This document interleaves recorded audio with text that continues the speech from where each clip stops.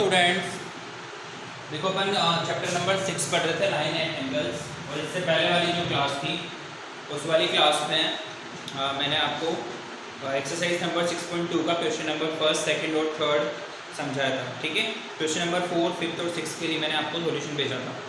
I hope कि आप लोगों ने कर लिया होगा। अगर आपको समझ में नहीं आता है, ठीक है, तो आप पूछ सकते हैं, मैं आपको बोल रहा हूँ रेगुलर। ओके, और आपको ये क्वेश्चन जो है आपको होमवर्क कॉपी में करने हैं। ठीक है, अब मैं आपको बताऊं कि जैसे आपके टर्म 1 का जो पोर्शन होता है, उस टर्म 1 के पोर्शन में अपने जो क्वेश्चन हो चुके हैं लगभग, मतलब जैसे लास्ट जो अपने अगर कोरोना नहीं होता बाय द वे, ठीक है, तो आपका अभी तक जैसे chapter 1,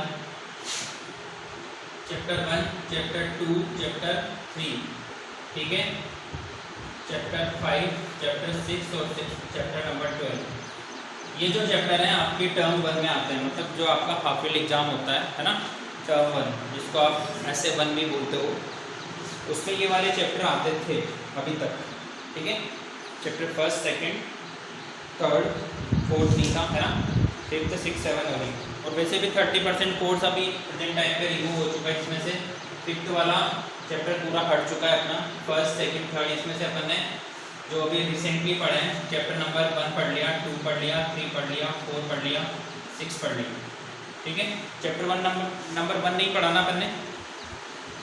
introduction of number system पढ़ लिया क्या? मेरे को याद नहीं आ रहा। यस, पढ़ लिया अपन ने, है ना। मतलब अपन जो है 1, 2, 3, 4 चैप्टर तो पूरे कंप्लीट पढ़ चुके हैं और ये 6 चैप्टर अपना चल रहा है। इसके बाद में अपन क्वेश्चन नंबर नहीं, चैप्टर नंबर 12 पढ़ेंगे। ठीक है, तो आप ये जो चैप्टर हम पढ़ लिए हैं, तो आप इनको रेडी रखो कि मैं भी जैसे बाय द वे भी जो भी नई गाइडलाइन आती है, ठीक है, इसमें आ रहा था कि 9th से लेकर 12th के बच्चे जो है कुछ इन्फॉर्मेशन लेने के लिए स्कूल आ जा सकते हैं। तो मैं ये सारी कॉपीज़ जहाँ भी आप जिस भी ब्रांच में पढ़ रहे हैं, जैसे चंद्रसेन या क्या बोलते हैं रंगबाड़ी, और यहाँ पे आरकेपुरम वाले बच्चे, तो अपना वर्क कंप्लीट रखिए। कॉपी चेक करने के लिए आपको स्ट्रिक्टली आना ही पड़ेगा। अभी तक तो हम सिर्फ फॉर्मली मैसेज कर रहे हैं कि आपको आओ, कॉपी चेक कराओ, और ये सारी चीज़ें आपकी मैटर करेगी आपके जो टेस्ट जो पीटी होते हैं, प्रोडक्ट टेस्ट होते हैं ना, उनके लिए। क्योंकि अभी फ़िलहाल तो आप लोगों के पास और ज़्यादा मैटर है नहीं, सिर्फ कॉपी चेकिंग है, हमारे पास ऑप्शन भी नहीं। ठीक है, तो जिन बच्चों की कॉपीज़ कंप्लीट होगी उनको हम पीरियोडिक टेस्ट 1 या पीरियोडिक टेस्ट 2, उन्हीं के बेस पे कॉपीज़ में, मतलब जो आपकी होमवर्क कॉपी होगी उसी के बेस पे आपको मार्क्स देंगे। तो केयरफुली आप लोगों को मैं आपको समझा रहा हूँ, आपको होमवर्क जो है वो कंप्लीट करके रखना है। जो भी चैप्टर मैंने यहाँ पे आपको पढ़ा दी, ठीक है, आपको ऐसा लग रहा हो कि सर आप तो हमारे स्कूल में पढ़ाते ही, ठीक है, डजेंट मैटर। प्रेजेंट टाइम में आपकी जो ऑनलाइन क्लासेज रनिंग हो रही है उसके बेस्ड पे ये मैटर हम आपको प्रोवाइड करवा रहे हैं, ऑनलाइन क्लासेस कंटेंट का। तो आपको आपका वर्क जो है वो कंप्लीट करना ही होगा। अरे आपको बात समझ में? ओके, तो अपन टाइम वेस्ट नहीं करते हैं, आगे पढ़ते हैं। चैप्टर नंबर 6 अपन पढ़ रहे थे लाइन एंड एंगल्स, और इसमें मैंने आपको 6.2 समझाई थी। क्वेश्चन नंबर 4, 5 और 6 मैंने आपको नहीं समझाया है, ठीक है, सॉल्यूशन भेजे थे। अगर आपको समझ में नहीं आया हो तो आप पूछ सकते हैं, ठीक है।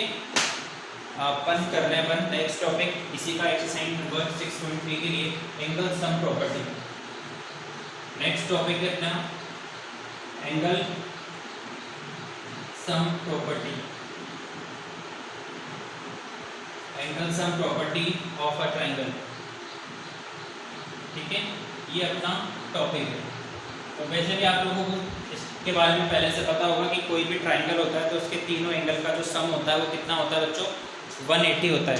ठीक है, तो यहाँ पे अपने पास थ्योरम नंबर 1 है, और मैं आपको यहाँ पे इसको प्रूव करके बताऊँगा कि कोई भी जो ट्राइंगल होता है उसके तीनों एंगल का सम जो है वो 180 क्यों होता है। ठीक है बच्चों, थ्योरम 1 है अपने पास, ठीक है, थ्योरम नंबर 1, और इसमें लिखा हुआ है कि प्रूफ, देखो प्रूफ आएगा इसका, आ सकता है एग्जाम में, the sum of the angle of a triangle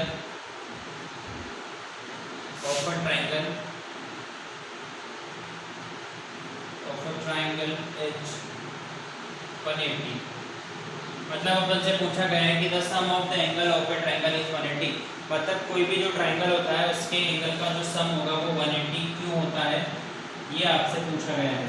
ठीक है, ये एंगल 1 है, ये एंगल 2 है और ये एंगल 3 है और इसका सम 180 होता है, क्यों होता है, that is our question. Okay बच्चों, तो क्वेश्चन आपको समझ में आ गया। मैंने आपको एंगल 1, एंगल 2 और एंगल 3 बना के दे रखे हैं यहाँ पे, इसको आपको प्रूफ करना है। ओके, तो कैसे प्रूफ करेंगे, मैं आपको सिर्फ जो है आपको मेन कंटेंट जो बता रहा हूँ।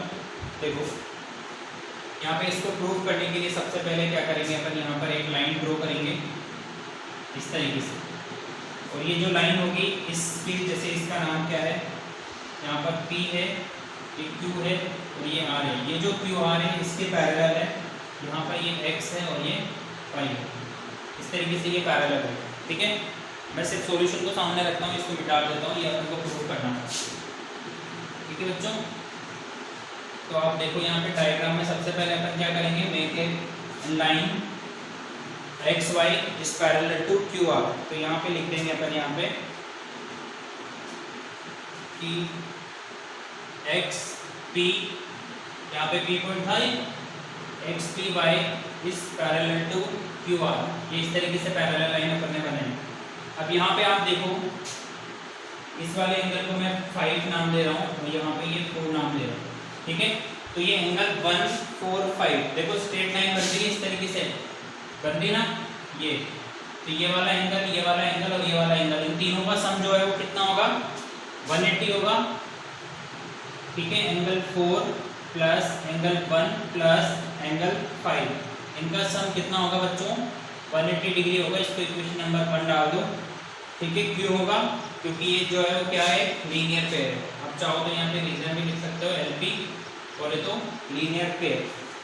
ठीक है, अब आप देखेंगे आगे कि यहाँ पे आप देखो, बट ये XPY is parallel to QR and देखो, जैसे दो लाइनें आपके पास पैरेलल होती है तो एक ट्रांसवर्सल भी होती है ना।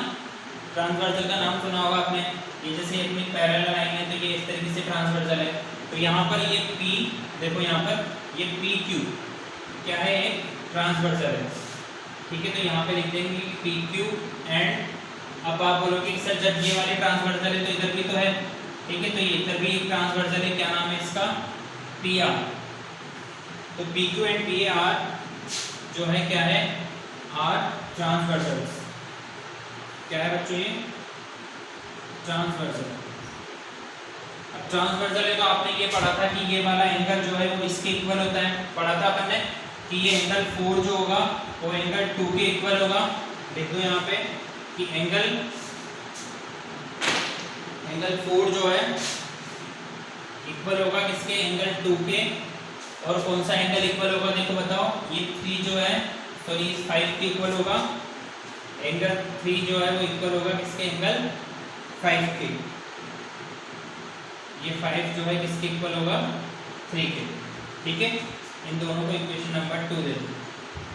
अब आप यहाँ पे देखोगे कि इस 4 की जगह पे तो अपन 3 लिखेंगे, 5 की जगह पे क्या लिखेंगे, सॉरी 4 की जगह पे 2 लिखेंगे और 5 की जगह पे 3 लिखेंगे। तो ये क्या हो जाएगा, बाय इक्वेशन 1 एंड 2। देखो 4 की जगह पे तो क्या लिखा, एंगल 2, एंगल 1 ऑलरेडी था। 5 की जगह पे क्या लिखेंगे, एंगल 3, और इनका सम कितना था, 180 डिग्री। अरेंज कर देंगे तो ये angle 1 plus angle 2 plus angle 3 is equals to कितना आ जाएगा, 180 डिग्री। देखो यही लेके आना था अपन को कि ट्राइंगल के तीनों एंगल का जो सम होता है वो कितने डिग्री का होता है, 180 डिग्री का होता है। प्रूफ समझ में आया आपको। देखो यहाँ से ये प्रूफ था। ठीक है, और ये इम्पोर्टेंट प्रूफ है, पूछा जा सकता है आपसे कि किसी भी ट्राइंगल का जो सम होता है वो 180 डिग्री होता है, वो क्यों होता है। अरे आपको बात समझ। चलो इसके बाकी की क्वेश्चन जो है और थ्योरम एक और बच रही है, उसको भी अपन कल पढ़ते हैं। ठीक है बच्चों, थैंक यू। क्वेश्चन करना आप जो बच्चे हुए यहाँ के। Okay, thank you.